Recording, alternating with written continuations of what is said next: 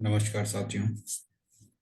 मैं डॉक्टर अवनीश पांडे, चिकित्सा अधिकारी, राजकीय आयुर्वेदिक चिकित्सालय रामापुर प्रतापगढ़। साथियों, आज बहुत ही महत्वपूर्ण विषय पे आपके साथ चर्चा करने के लिए जुड़ा हूँ। श्री अन्न, मोटा अनाज, मिलेट्स। जैसा कि हम लोग इंटरनेशनल ईयर ऑफ मिलेट्स मना रहे हैं 2023, भारतवर्ष इसकी अगुवाई कर रहा है और इसी महत्वपूर्ण विषय पे आपके साथ कुछ बातें मैं शेयर करना चाहता हूँ।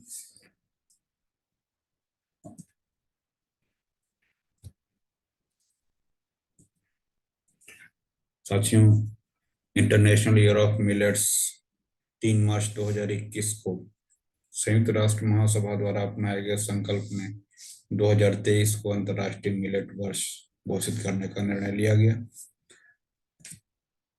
हमारे यशस्वी प्रधानमंत्री श्री नरेंद्र मोदी जी ने अभी ग्लोबल मेयर्स कॉन्फ्रेंस में 18 मार्च को जो कि हुआ, उसमें उन्होंने कुछ बातें कही जो कि वास्तव में हम सभी के लिए बहुत ही प्रेरणादायी हैं। उन्होंने बताया कि जब हम किसी संकल्प को आगे बढ़ाते हैं तो उसे सिद्धि तक पहुंचाने की जिम्मेदारी भी उतनी ही अहम होती है। मुझे खुशी है कि आज विश्व जब इंटरनेशनल मिलेट ईयर मना रहा तो भारत इस अभियान की अगुवाई कर रहा है। उन्होंने ये भी कहा कि भारत में मिलेट्स या मोटे अनाज को अब श्री अन्न की पहचान दी गई है। श्री अन्न केवल खेती या खाने तक सीमित नहीं है।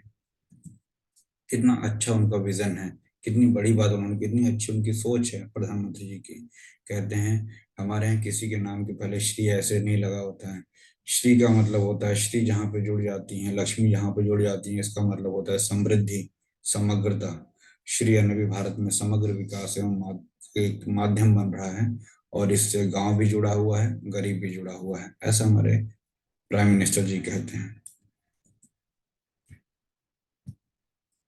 अभी श्री अन्न में मिलेट्स में कौन कौन से मोटे अनाज हैं, कौन से छोटे अनाज हैं, हम लोग इसकी बात करेंगे। फिलहाल अभी हम लोग देखते हैं कि श्री अन्न क्या है, छोटे बीज वाली वार्षिक घासों का समूह है जो मुख्य रूप से समशीतोष्ण, उपोष्ण कटिबंधीय और उष्ण कटिबंधीय क्षेत्रों के शुष्क क्षेत्रों में सीमांत भूमि पर उगाई जाती है। सिंधु सभ्यता में मिले प्राचीनतम साक्ष्य 3000 ईसा पूर्व हैं मिलेट्स के।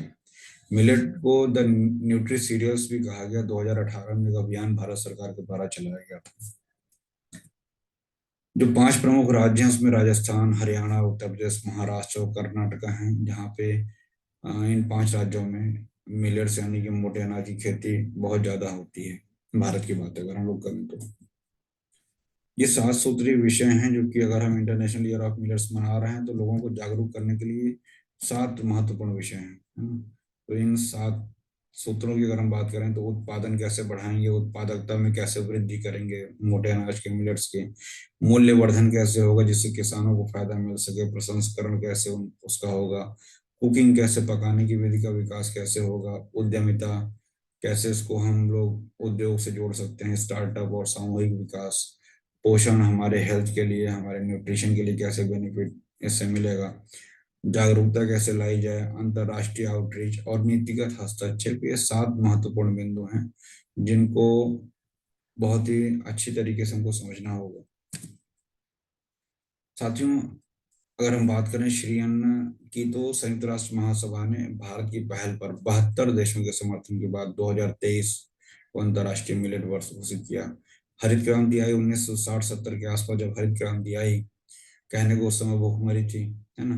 तो इस नाते हरित क्रांति आई और केवल गेहूं और चावल तक हमको सीमित कर दिया गया। पाश्चात्य सभ्यता, हरित क्रांति, इन सब ने हमारी थाली से मोटे अनाज जो हम लोग सेवन करते थे, ज्वार, बाजरा, रागी, सावा, कोदो, कुटकी, सबको हटा दिए। केवल चावल और गेहूं तक हम लोग सीमित रह गए, जो कि बीमारी का पूरा घर था। ग्लूटेन युक्त ये भोजन हम लोग खा खा के आज कितनी बीमारियों को हम लोग अपने जीवन में ले आए। 40% की हिस्सेदारी रखने वाला हमारा देश, जिसमें श्री अन्न हमारे यहाँ 40-50 साल पहले 40%, 40% से अधिक हमारे भोजन का हिस्सा हुआ करता था, आज 10% से भी नीचे चले गए हैं। हमारी थाली लिमिटेड हो गई, गेहूं और चावल तक हम लोग सीमित रह गए। जो हमारे श्री अन्न खनिज तत्वों का भंडार होते थे, कैल्शियम, आयरन, मैग्नीशियम, विटामिन, इन सब का जो स्रोत होते थे, आज वो गायब हो गए। श्री अन्न प्रजनन, आयु वर्ग की महिलाओं के लिए, बच्चों के लिए अमृत के समान गुणकारी था ये। और आर्थिक दृष्टिकोण से भी बहुत ही इनकी खेती सस्ती है, किसानों के लिए बहुत ही फायदेमंद है। और अगर हम पर्यावरण की बात करें तो पर्यावरण के लिए भी बहुत फायदेमंद है श्री अन्न। कम पानी के प्रयोग होता है इसमें, खाद की कम खपत होती है, केमिकल युक्त फर्टिलाइजर का प्रयोग इसमें नहीं होता है, जलवायु अनुकूल फसल है, सूखे में भी उगा सकते हैं जहाँ पानी की कमी है, और इससे कार्बन का जो उत्सर्जन होता है वो भी कम होता है। तो बहुत ही फायदे हैं इससे। ग्लूटीन नहीं है इसमें, फाइबर बहुत अधिक है, तो हमारे शरीर के लिए बहुत ही फायदेमंद है, पोषण का पावर हाउस है। तो एक बार फिर से श्री अन्न को, मोटे अनाज को हमको अपने भोजन में शामिल करना होगा अगर बीमारी से बचना है तो।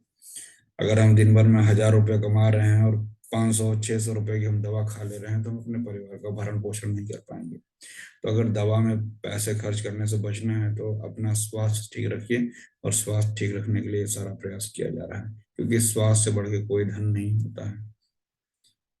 हमारा सबसे बड़ा जो धन होता है हमारा स्वास्थ्य ही है। बीमारी में घर द्वार पूरा पैसा सब बिक जा रहा है, लोग कर्ज ले ले रहे हैं। क्यों? क्योंकि हमारा आहार नहीं सही है, हमारा डाइट नहीं सही है, हमारा रहन सहन बिगड़ चुका है, हमारी लाइफ स्टाइल दिनचर्या बिगड़ चुकी है। तो इन सभी को अगर सुधारना है, स्वस्थ रहना है, तो एक बार फिर से मिलेट्स एंड निष्क्रिय अन्न को, मोटे अनाज को फिर से शामिल करिए। पूरी दुनिया केवल चीनी, चावल, गेहूं, दूध और मांस का ही उपयोग कर रही है। फाइबर की मात्रा लगभग शून्य है इन सभी आहार में जो ले रहे हैं। मिनरल भी उसमें कम है। हरित क्रांति आई, श्वेत क्रांति आई, रेड रिवोल्यूशन, ब्लू रिवोल्यूशन, कितने रिवोल्यूशन हुए, उत्पादन तो बढ़ा लेकिन गुणवत्ता नहीं आई भोजन में। आमतौर पर केवल वही गेहूं और चावल घूम फिर के वही चीज आ रही है। हमारे शरीर पर बहुत ही नकारात्मक प्रभाव पड़ा इससे। आज समय अपने आप को दोहरा रहा है। प्रधानमंत्री जी ने, दूरदृष्टि उनकी इतनी है, उन्होंने समझा कि आज हमारे देश को, हमारे विश्व को किस चीज की जरूरत है। बहुत दूरदर्शी हैं उन्होंने, फिर से एक बार 1960 के समय को वापस लाने के लिए मोटे अनाज को फिर से एक बार प्रचार प्रसार में लगे हुए हैं। जो मोटे अनाज की पैदावार 40 से घटकर 20 पर आ गई। उत्पादक नीतियों जैसे सब्सिडी, सरकारी खरीद, इन सब में सरकार का सहयोग जब कम होने लगा,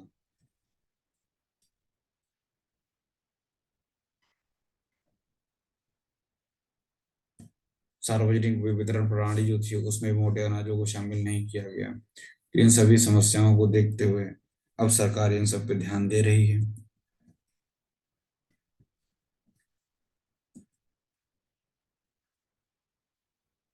प्रधानमंत्री जी का प्रयास है कि भारत के प्राचीन पोषक अनाज को एक बार फिर से भोजन की थाली में सम्मानजनक स्थान मिले। स्वास्थ्य के लिए पोषण अभियान के प्रति जागरूकता लाना, मोटे अनाज के प्रति लोगों को जागरूक करना, और अर्थव्यवस्था को मजबूत करने के लिए इंटरनेशनल ईयर ऑफ मिलेट्स के माध्यम से लोगों को जागरूक किया जा रहा है।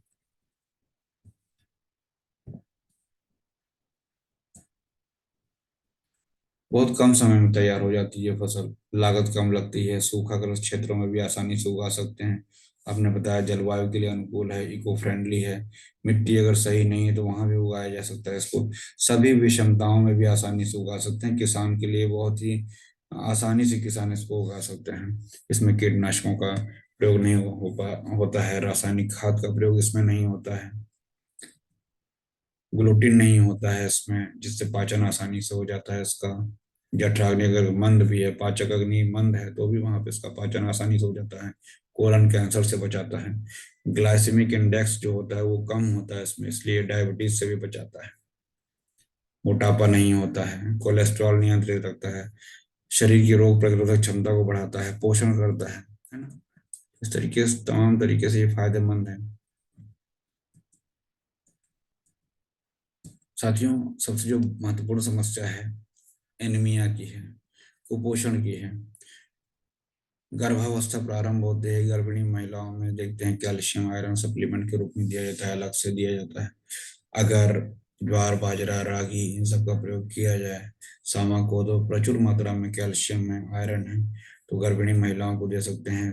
होने वाला बच्चा भी मजबूत होगा, बच्चा कुपोषित नहीं होगा। बच्चों में भी हम सभी इन चीजों का प्रयोग कर सकते हैं, क्योंकि कैल्शियम आयरन पर्याप्त मात्रा में है। फास्फोरस, मैग्नीशियम, मैग्नीज, जितने भी तत्व हैं इसमें प्रचुर मात्रा में, विटामिन हैं, तो हमारे शरीर के लिए हर तरीके से फायदेमंद है। अलग से दवा खाने की क्या जरूरत है जब सब कुछ हमको आहार में ही मिल जा रहा है। आहार से बढ़िया कोई दवा नहीं है। तो हमको एनीमिया से, मधुमेह से, hypertension, cancer, coronary heart disease, cholesterol की समस्या, ऑस्टियो आर्थराइटिस, ज्वाइंट पेन, इन सभी बीमारियों से बचा रहा है। बच्चों की हड्डियों को मजबूत रख रहा है। तो अंतर्राष्ट्रीय वर्ष 2023 एक सुरक्षित और स्वस्थ भविष्य की दिशा में एक जन आंदोलन है। हमने जिसे गरीबों का अनाज मोटा अनाज कह के नकार दिया था, आज फिर से अपने सम्मानजनक एक पहचान फिर से बना रहा है। खाद्य सुरक्षा, पोषण सुरक्षा, आजीविका सुरक्षा, जलवायु सुरक्षा के लिए एक बार फिर मोटा अनाज समय की मांग है। श्री अन्न प्राचीन काल से ही हमारे एग्रीकल्चर, कल्चर और सिविलाइजेशन का हिस्सा रहे हैं। और अगर जल, जीवन, जलवायु, जमीन, इनको बचाना है तो मोटे अनाज को फिर से एक बार भोजन में शामिल करना होगा। ये मानव के लिए और मिट्टी के लिए, दोनों के लिए बहुत ही फायदेमंद है, ये समझ लीजिए आप। भारत विश्व में मिलेट का सबसे बड़ा उत्पादक देश था, इसलिए सबसे बड़ी जिम्मेदारी हमारी ही बनती है। जागरूकता के लिए, जन आंदोलन के लिए हमको आगे आना पड़ेगा। अगर टाइप्स की बात करें तो मेजर मिलेट और माइनर मिलेट दो तरीके की इसमें हम लोग देख सकते हैं। और यहाँ पे जो मेजर मिलेट है उसमें sorghum जिसको ज्वार कहते हैं, पर्ल मिलेट बाजरा है, फिंगर मिलेट रागी है। फिर इसके बाद अगर हम फॉक्सटेल मिलेट की बात करें तो फॉक्सटेल मिलेट जिसको हम लोग काकुम कह रहे हैं, कोदो मिलेट, बर्नयार्ड मिलेट जिसको हम लोग सांवा कह रहे हैं। तो इस तरीके से आप देख सकते हैं कैसे लिटिल मिलेट जिसको हम लोग कुट्टू कह रहे हैं, प्रोसो मिलेट चीना जिसको कह रहे हैं। तो इस तरीके से मेजर और माइनर में हम लोग इसको बांट सकते हैं। तो अभी हमने थोड़ी देर पहले चर्चा किया कि कैसे हम लोग मोटा अनाज और छोटा अनाज को भी नाम दे रहे हैं। कुछ लोग इसको मोटा अनाज कह रहे हैं, लेकिन ये जान लीजिए आप कि सिर्फ और सिर्फ मोटा अनाज कहने से काम नहीं चलेगा। साइज के आधार पे मोटा अनाज भी है, छोटा अनाज है।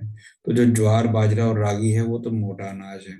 इसको हम केवल पानी से साफ करके प्रयोग कर सकते हैं खाने के लिए। लेकिन जो छोटा अनाज होता है जिसमें कंगनी है, कोदो है, चीना है, सावा है, कुटकी है, इसको, इसमें भूसी भी होती है, भूसी हटाना पड़ता है, जिसको पछोरना छोड़ना कहते हैं ना, उस तरीके से छांटना पड़ता है, फटकना पड़ता है। तो जो छोटे अनाज हैं, कंगनी, कोदो, चीना, सावा, उनको जो है भूसी हटाना पड़ता है, सफाई करनी पड़ती है। तो ये मोटा अनाज और छोटा अनाज में भी इसको डिफ्रेंशिएट कर सकते हैं। अगर आयुर्वेद संहिता ग्रंथों की बात करें तो ये कुछ महत्वपूर्ण बिंदु है, थोड़ा सा इस पर मैं आपका ध्यान केंद्रित करना चाहता हूँ। आयुर्वेद में जो है आचार्य चरक ने, सुश्रुत ने, वाग्भट ने, सभी ने श्री अन्न के बारे में, श्री धान्य के बारे में वर्णन किया। कहीं धान्य वर्ग में आया हुआ है क्षुद्र धान्य, तृण धान्य के नाम से, कुधान्य के नाम से। कैदेय निघंटु में धान्य वर्ग में है, धन्वंतरी निघंटु में स्वर्ण आदि वर्ग में है, राज निघंटु में शाल्य आदि वर्ग में है। इस तरीके से निघंटुओं में भी इसका वर्णन आया हुआ है। कुछ उदाहरण आप देख सकते हैं, जैसे कैदेव निघंटु में धान्य वर्ग में रखे गए हैं तृण धान्य, लघु है, अनुष्ण है, कटु विपाक है, कषाय है, मधुर है। लेखन कर्म का मतलब होता है, जैसे लेखनम लिखा हुआ है, लेखनम का मतलब होता है कि लेखन कर्म जो होता है हमारे शरीर में मोटापा कम करने के लिए बहुत फायदेमंद है। क्लेद शोषक, अगर कहीं न कहीं मॉइस्चर जिसको हम कह सकते हैं, कफ अगर बढ़ा हुआ है तो कहीं ना कहीं उसका शोषण कर रहा है। महत्वपूर्ण बात यह है कि रुक्षता इससे बढ़ती है तो कहीं ना कहीं वात को बढ़ाएगा। तो जैसे हम लोगों ने अंधाधुंध काढ़ा पिया तो कहीं नुकसान भी हुआ कोरोना काल में, वैसे ही अब ये नहीं कि हमको अपने मन से लगातार बिना किसी जानकारी के ही श्री अन्न का, मोटे अनाज का लगातार सेवन करना है। नहीं, ऐसा नहीं करना है, क्योंकि इससे वात बढ़ेगा।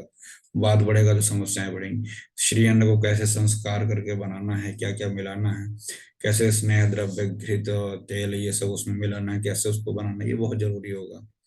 क्षुद्र धान्य, कुधान्य, तृण धान्य, इन सभी नामों से आया है। तो ये पित्त और कफ का तो शमन करेगा। जो हमारे शरीर में जो तीन दोष होते हैं, वात, पित्त, कफ, वात को बढ़ाएगा और पित्त और कफ का ही शमन करते हैं। आप देख सकते हैं श्यामा, कोदो, चीनक, कंगुनी, सबका वर्णन आयुर्वेद संहिता ग्रंथों में आया है, राज निघंटु में, है ना। आप देख सकते हैं धन्वंतरी निघंटु में, स्वर्ण आदि वर्ग में, मैंने अभी बताया आपको। तो सारे वर्णन वहां पे, सारे गुण कर्म वहां पे हैं। तो कैसे भग्न संधान वातकृत है ना। देखिए प्रियंगु के बारे में यहाँ पे लिखा हुआ है कंगुनी वगैरह के बारे में। देखिए कंगुनी आप देख सकते हैं यहाँ पे। तो भग्न संधान की मतलब हड्डियों को मजबूत करता है, फ्रैक्चर हो जाता है तो कैसे वहां पे मजबूत। तो अगर किसी को प्लास्टर लगा हुआ है, हड्डी कमजोर हो गई है, वहां पे हड्डियों को मजबूत बनाना है, वहां भी इन मोटे अनाज का हम लोग प्रयोग कर सकते हैं, बहुत फायदेमंद होता है। तो कैल्शियम सप्लीमेंट के रूप में लेते हैं, कैल्शियम के टैबलेट खा रहे हैं, तो उससे कहीं अच्छा है आप मोटे अनाज का सेवन करिए।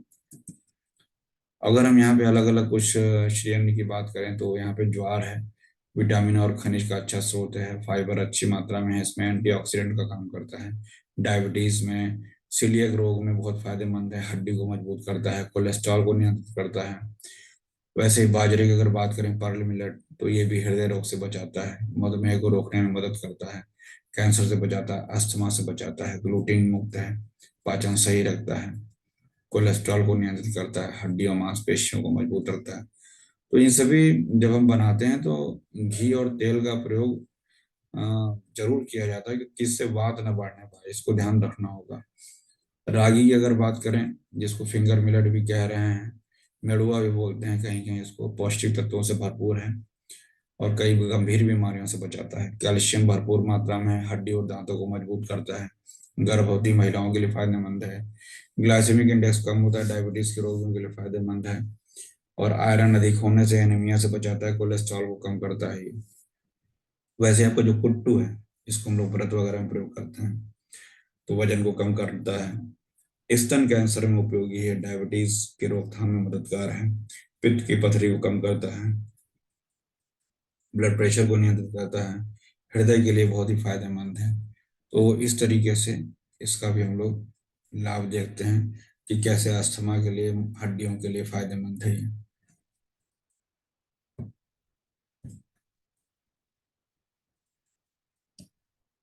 कंगुनी की अगर बात करें तो बच्चों और गर्भवती महिलाओं के लिए अच्छा भोजन है, आसानी से पच जाता है, पेट संबंधी समस्याओं के लिए लाभकारी है, पेशाब में अगर जलन हो रही है, डायरिया हो रहा है तो वहाँ भी फायदा है इससे, और फाइबर अधिक मात्रा में है, कब्ज से छुटकारा मिलता है, कॉन्स्टिपेशन में फायदेमंद है, और एनीमिया में फायदेमंद है, आर्थराइटिस, जोड़ों के दर्द में, मोटापे में, विटामिन बी 3 का अच्छा स्रोत है ये। उसी तरीके से हाँ, कंगुनी जो पहले पक्षियों को, चिड़ियों को भी खिलाया जाता था ये।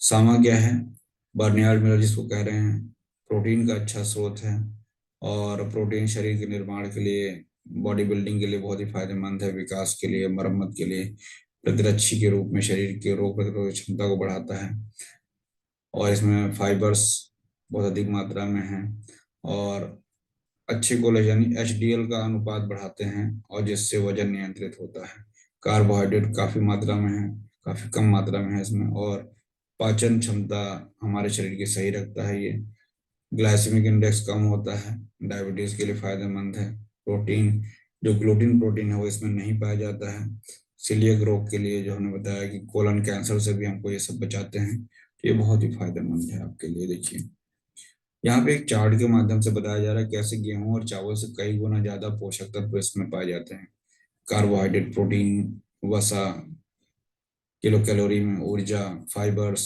है ना, खनिज पदार्थ, कैल्शियम, फास्फोरस, आयरन प्रति 100 ग्राम, ज्वार, बाजरा, रागी, कंगनी, चीना, कोदो, कुटकी, सावा, है ना, इन सब में आपको ये चार्ट के माध्यम से यहाँ पे बताया जा रहा है। वैसे यहाँ पे विटामिन इन श्री अन्न में, मिलेट्स में क्या है उनका परसेंटेज, वो यहाँ पे आपको दिया गया है। फाइटोकेमिकल्स, फिनोलिक्स, और फिर उसके बाद लिग्नेंस, beta glucan, inulin, resistant starch, phytates, sterols, tocopherol, dietary fibre and carotenoids इसमें होते हैं, पॉलीफिनॉल्स इसमें होते हैं, फिनोलिक एसिड होते हैं, टैनिन्स होते हैं जो हमको कैंसर से भी बचाते हैं, हमारे इम्यून सिस्टम को मजबूत रखते हैं, एंटीऑक्सीडेंट का काम करते हैं, और millets have uniqueness because of its richness in protein, calcium, dietary fiber, and polyphenols. It is found that millets contain significant amount of sulfur containing essential amino acids like methionine and cysteine. तो ये amino acids इसमें पाए जा रहे हैं, sulphur containing, ये बहुत ही महत्वपूर्ण है। फिर इसके बाद न्यूट्रास्यूटिकल्स के रूप में भी हम लोग प्रयोग कर सकते हैं इसको। भोजन का मतलब ये नहीं होता सिर्फ पेट भर रहे हैं, सिर्फ पेट भरना वो फूड है, हम इसको न्यूट्रास्यूटिकल्स के रूप में प्रयोग कर रहे हैं, मतलब कि हमारे शरीर को हर तरीके से पोषण दे रहे हैं, बीमारियों से बचा रहे हैं। ये बहुत जरूरी है। पोषक तत्व इसमें इतने हैं ही, हमको कई गंभीर समस्याओं से, मोटापा से, डायबिटीज से, कार्डियोवास्कुलर डिजीज से, कैंसर से, ये सभी बचा रहे हैं। बहुत महत्वपूर्ण है। देख सकते हैं हेल्थ बेनिफिट्स ऑफ मिलेट्स। ये सारी बातें हम लोग कर चुके हैं, कैसे किन किन बीमारियों में हमको बचा रहे हैं, डायबिटीज में कैसे ये फायदेमंद है। Millet phenolics inhibit like alpha glucosidase pancreatic amylase reduce postprandial hyperglycemia by partially inhibiting the enzymatic hydrolysis of complex carbohydrates. Inhibitors like aldose reductase prevents the accumulation of sorbitol and reduce the risk of diabetes-induced cataract disease. Cataract में भी फायदेमंद है। और finger millet यानी रागी, finger millet feeding control blood glucose level, improves antioxidant status and hastens the dermal wound healing process in diabetic rats. These are benefits in diabetes. Millets and cardiovascular disease. Millets are good source of magnesium that is known to be capable of reducing the effects of migraine and heart attack. Millets are rich in phytochemicals containing phytic acids, and which is known for lowering cholesterol. Finger millets may prevent cardiovascular disease by reducing plasma triglyceride in hyperlipidemic rats. These are some researches which proves its cardiovascular activity. Millets and celiac disease. Celiac disease is an immune-mediated enteropathy triggered by the ingestion of gluten in genetically susceptible individuals. These are gluten-free. Millets are gluten-free. Millets are gluten-free, therefore an excellent option for people suffering from celiac disease and gluten-sensitive patients often irritated by the gluten content of wheat and other more common cereal grains. Millets are useful in cancer. Millets are known to be rich in phenolic acids, tannins, and phytates that act as anti-nutrients. However, these anti-nutrients reduce the risk for colon and breast cancer in animals. It is demonstrated that millet phenolics may be effective in the prevention of cancer, initiation, and progression in vitro. Millets and aging. The chemical reaction between the amino group of proteins and the aldehyde group of reducing sugars, termed as non-enzymatic glycosylation, is a major factor responsible for the complications of diabetes and aging. Millets are rich in antioxidants and phenolics like phytates, phenols, and tannins, which can contribute to antioxidant activity important in health, aging, and metabolic syndrome. Millets and antimicrobial activity. Millet fraction and extract have been found to have antimicrobial activity. Seed protein extract of pearl millet, sorghum, Japanese barnyard millet, foxtail millet, Sama millet, and pearl millet were evaluated in vitro for its ability to inhibit the growth of Rhizotonia solani, Macrophomia faciliana, and Fusarium oxyporum. These are effective in some microbes. Protein extracts of pearl millet are highly effective in inhibiting the growth of all three examined phytopathogenic fungi.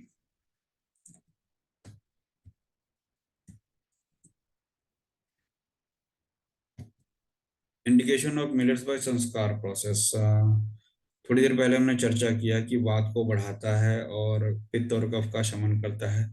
और अति सर्वत्र वर्जयत कैसे पकाना है, कैसे संस्कार के द्वारा बनाना है कि हमारे शरीर में वात की भी वृद्धि ना हो, क्योंकि अगर वात बढ़ेगा तो ऑस्टियोआर्थराइटिस, शूल यानी वेदना होगी, कृष्णता होगी, है ना, शोष होने लगेगा। तो इन सभी चीजों को मतलब समस्या बढ़ने न पाए, इसके लिए हमको कैसे पकाना है इसके बारे में जानकारी होना बहुत जरूरी है। इसके बाद हम लोग एक वीडियो जरूर आपको दिखाएंगे हम कि कैसे इन मोटे अनाज का कुकिंग कैसे करना है, कैसे पकाना है, उस पर हम लोग आगे चर्चा करेंगे। अभी अति सर्वत्र वर्जयत In this regard, one more important aspect needs to be highlighted is that Ayurveda never recommends millet under the list of नित्य सेवनीय आहार. मतलब इसको डेली नहीं सेवन करना है, नित्य सेवनीय आहार में नहीं रखा गया है मिलेट्स को, which emphasizes that millet should not be used on a daily basis.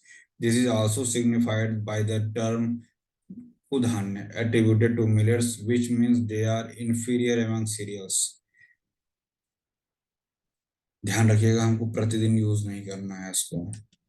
और कुछ रिपोर्ट भी हैं, कुछ रिसर्च भी हैं कि जो कि लगातार प्रयोग करने से anti thyroid and goitrogenic activity भी पर्ल मिलेट के शो करते हैं. इसलिए कुल मिला के अति नहीं करनी है. जब मिलेट के लिए कहा गया है तो हमको लगातार डेली का डेली मिलेट नहीं, ऐसा नहीं. कैसे पकाना है, कितना खाना है, ये सब आपको देखना पड़ेगा, मेरी समस्या भी हो जाएगी, है ना. और मास अवेयरनेस प्रोग्राम हमको करना होगा स्कूल में, आंगनबाड़ी केंद्रों पर सप्ताह में कम से कम एक दिन मिड डे मील में इसका प्रयोग, होटल्स में, पार्टीज में, फंक्शंस में हमको मिलेट्स के पकवान प्रयोग करने पड़ेंगे, है ना. ऑनलाइन ऑफलाइन कुकिंग प्रशिक्षण मॉड्यूल, व्यंजन साझा करने के लिए एक मंच का निर्माण, सप्ताह में कम से कम एक बार श्री अन्न खाने की अपील, है ना, जैसे हम आपसे कर रहे हैं. व्रत और तीज त्योहार में श्री अन्न का प्रयोग, है ना. स्कूल कॉलेजेस में टिफिन में बच्चों के श्री अन्न के बने पकवान का प्रयोग, और साथ ही साथ बच्चों में, महिलाओं में नाश्ता, शाम के नाश्ते में मोटे अनाज को, श्री अन्न को शामिल करना, है ना. और इसके साथ साथ print, social media, electronic media के माध्यम से लोगों को आप भी जागरूक करिए. रक्षा, पुलिस बल, कैंटीन में भी श्री अन्न को बढ़ावा दिया जाए, है ना. अभी कुछ दिन पहले हम लोगों ने लगातार, अभी मार्च समाप्त हो रहा है, मैं आपको बता दूं कि जनवरी से लेकर अब तक कई कार्यक्रम हम लोग कर चुके हैं. ये भी प्रतापगढ़ में कार्यक्रम हुआ 22 मार्च को, और माननीय राज्य मंत्री स्वतंत्र प्रभार डॉक्टर दयाशंकर मिश्रा दयालु सर उसमें आए थे, और वहाँ पे भी मिलेट मेला का आयोजन किया गया. लोगों को मिलेट्स के बारे में जागरूकता दी गई. ये एयरपोर्ट अथॉरिटी ऑफ इंडिया के माध्यम से प्रयागराज एयरपोर्ट पे एक कार्यक्रम हुआ था. माघ मेला प्रयागराज में 2 कार्यक्रम बड़े बड़े हुए. Professor G S Tomar sir के निर्देशन में सारे कार्यक्रम हम लोगों ने संपन्न कराए. सर भी बहुत ही जागरूक हैं और बहुत ही समर्पित हैं ऐसे जागरूकता कार्यक्रमों के लिए. और सरकार की जो पॉलिसीज होती हैं, जो स्कीम्स होती हैं, जो इस तरीके से मिशन होता है, उसमें बहुत ही बढ़ चढ़ के हम लोग उसमें हिस्सा लेते हैं. और आयुष विभाग हमारा उत्तर प्रदेश उसमें लगा हुआ है, नित्य लोगों को जागरूक कर रहा है. विश्व भारत मिशन परिवार भी इसमें लगातार शामिल है, और लोगों को इन सभी चीजों में हम लोग जागरूक कर रहे हैं. Seminar on millets and our health, ये प्रयागराज में हुआ था कार्यक्रम, और ये भी कार्यक्रम प्रयागराज में हुआ था. मोटा अनाज खाने से हर बीमारी होगी ठीक. वाकई में जो लिखा है उसका फायदा है, देखिए. तो श्री अन्न रखे बीमारियों से दूर, इसमें सेहत का खजाना है भरपूर. ज्वार, बाजरा, रागी, सावा, कोदो, चीना, कंगनी महत्वपूर्ण श्री अन्न आयरन, कैल्शियम, फाइबर, अनेक पोषक तत्वों से युक्त है. इन्हें अपने भोजन में शामिल करें और गंभीर बीमारियों से बचें. साथियों, हमारे यशस्वी प्रधानमंत्री जी का क्या कहना है? श्री अन्न यानी देश के छोटे किसानों की समृद्धि का द्वार. श्री अन्न यानी देश के करोड़ों लोगों के पोषण का कर्णधार. श्री अन्न यानी देश के आदिवासी समाज का सत्कार. श्री अन्न यानी कम पानी में ज्यादा फसल की पैदावार. श्री अन्न यानी केमिकल मुक्त खेती का बड़ा आधार. श्री अन्न यानी क्लाइमेट चेंज चुनौती से निपटने में मददगार. तो आप देख सकते हैं कैसे हमारा हर तरीके से फायदा कर रहा है ये श्री अन्न. कैसे हमारे प्रधानमंत्री जी वैश्विक स्तर पे 72 देशों के समर्थन के साथ इंटरनेशनल ईयर ऑफ मिलेट्स को हम लोग अगुवाई कर रहे हैं. तो निश्चित ही हमारी जिम्मेदारी कहीं न कहीं बढ़ जाती है.